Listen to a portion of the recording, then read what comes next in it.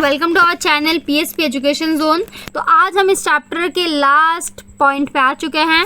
तो आज हम देख लेते हैं, हमारे ये सारे टॉपिक्स हो चुके हैं। अब बचा है सिर्फ ये तीन, molecular mass and mole concept, formula molecular mass, formula unit mass और मोल कंसेप्ट।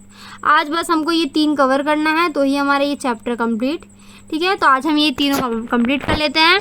आई होप रिविज़न का ज़रूरत नहीं है, बिकॉज हम रिसेंटली पढ़ रहे हैं और अभी तक लिंक नहीं है देखा तो डिस्क्रिप्शन में सारे लिंक प्रोवाइडेड है। Please go and check, then take the next video so that you can understand properly. तो आज हम देख लेते हैं मॉलिक्यूलर मास या फिर फॉर्मूला मास यूनिट।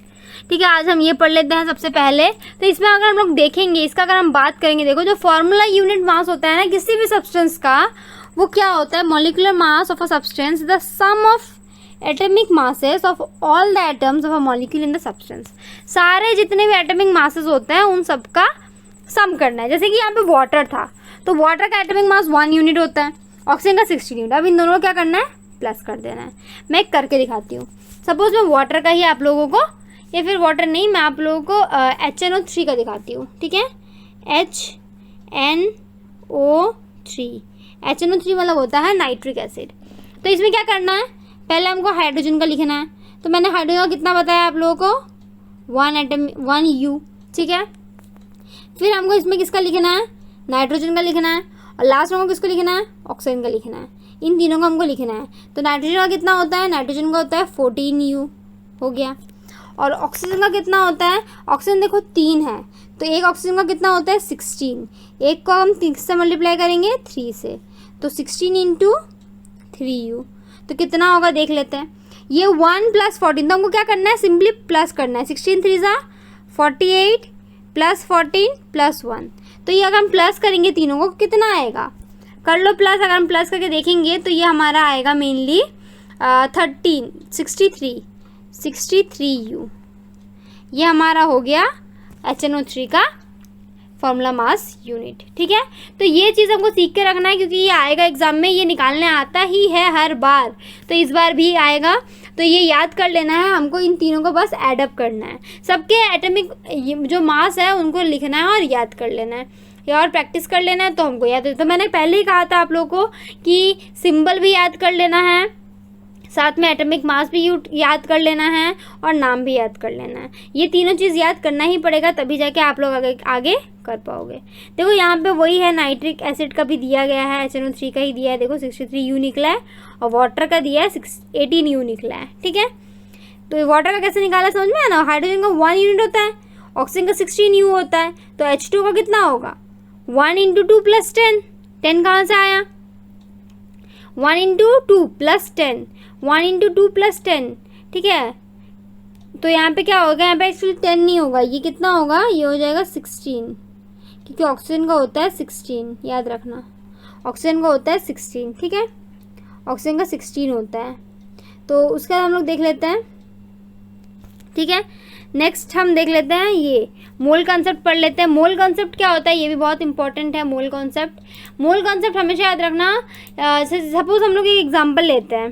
ठीक है, एक सिंपल सा हम एग्जांपल लेके देखते हैं मोल कॉन्सेप्ट का। जैसे कि suppose 2H2 + O2 gives 2H2O, यह आएगा।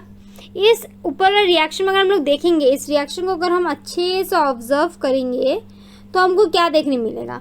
इसमें हमको दिखेगा कि 2 मॉलिक्यूल हाइड्रोजन का रिएक्ट करता है, कंबाइन करता है 1 मॉलिक्यूल ऑफ ऑक्सीजन के साथ, ताकि वो फॉर्म कर सके 2 मॉलिक्यूल वाटर का। मतलब 4U कंबाइन करता है 32U के साथ, ताकि 36U बना सके वाटर का। समझ में आया ये कैसे निकाला मैंने? देखो हाइड्रोजन का कितना होता है? मैंने कहा था ना, हाइड्रोजन का कितना होता है? 1U होता है। 1 × 2 करेंगे तो 2 होगा, 2 × 2 करेंगे तो 4 हो जाएगा। ऑक्सीजन का 16 होता है, 16 × 2 करेंगे, 16 2, ये वाला 2 × करेंगे, यहाँ पे 2 बार 2 × करेंगे, और यहाँ पे 1 बार 2। वाटर का हमारा कितना निकला था? 18 निकला था, तो 18 × 2 करेंगे 36। देखो ये होता है ये चीज़। ठीक है, मतलब मोल कॉन्सेप्ट हमको बताता है क्या कि एक केमिकल रिएक्शन होता है जो वो इंडिकेट करता है डायरेक्टली देन कितने एटम्स उसमें पार्ट कर रहे हैं। जैसे कि इसमें हम देख सकते हैं अच्छे से कि इसमें कितने एटम पास कर रहे हैं। इसमें दो हाइड्रोजन एक ऑक्सीजन का मोल का दोनों मिलके पार्टिसिपेट करके 2 हाइड्रोजन बना रहे हैं, 2 वाटर बना रहे हैं, सॉरी लास्ट में 2 वाटर बन रहा है। तो ये चीज़ हमको यहाँ पे ध्यान रखना है, ठीक है। तो मोल कंसेप्ट देखो क्या बताता है, मोल कंसेप्ट को बताता है क्या, mole of a substance is the amount of substance which contains the same number of particles that is present in 12 gram of carbon. Thus this is the Avogadro's number. Avogadro's number I think पता होना चाहिए, ये होता है Avogadro's number 6.022 into 10 to the power 23, ठीक है। तो ये होता है Avogadro नंबर, या फिर Avogadro कांस्टेंट भी कहते हैं, ठीक है। It represent definite numbers of particles. Gram atomic मास होता है एलिमेंट का, वो क्या होता है, is its atomic mass expressed in grams, ठीक है। ग्राम में अगर एक्सप्रेस करेंगे तब वो हो जाएगा gram mass, gram atomic mass of an element. और अगर वो gram molecular mass of a compound होगा तो उसको हम ग्राम में मॉलिक्यूलर मास को हम एक्सप्रेस कर रहे हैं। यहाँ पे हम एटॉमिक मास को एक्सप्रेस कर रहे हैं, यहाँ मॉलिक्यूलर मास को एक्सप्रेस कर रहे हैं।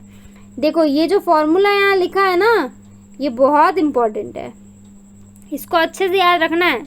स्मॉल एन होता है नंबर ऑफ मोल्स। देखो मैंने ऊपर यहाँ पे लिख दिया है, मैं बता देती हूँ। ऊपर देखो यहाँ पे सब लिखा है। सपोज ये हमारा फॉर्मूला हो गया यहाँ पे ऐसे, ठीक है।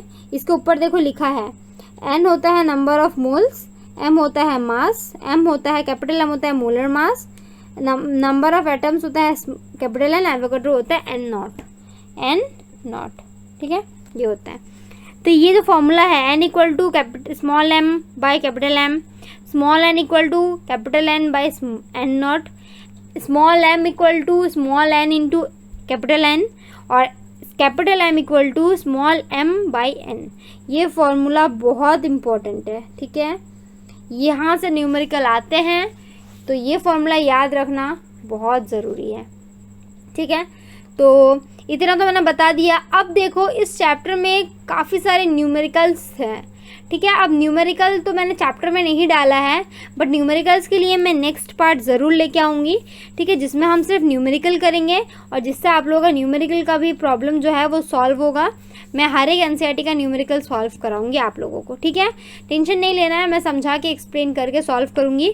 बस ये जो फॉर्मूला है इसको कॉपी में नोट डाउन करके रखना है, क्योंकि ये फॉर्मूला बहुत ज़रूरी है, ठीक है। हर एक न्यूमेरिकल में ये काम आएगा। और साथ में जो जो मैंने बोला अभी तक, जैसे कि ये फॉर्मूला हो गया, यहाँ पे ये चीज़ मतलब जो हम यहाँ पे ये पढ़ रहे हैं, ये राइटिंग केमिकल फार्मूला, ये चीज़ इम्पॉर्टेंट है, ठीक है। ये वाला चीज़ देख लेना है।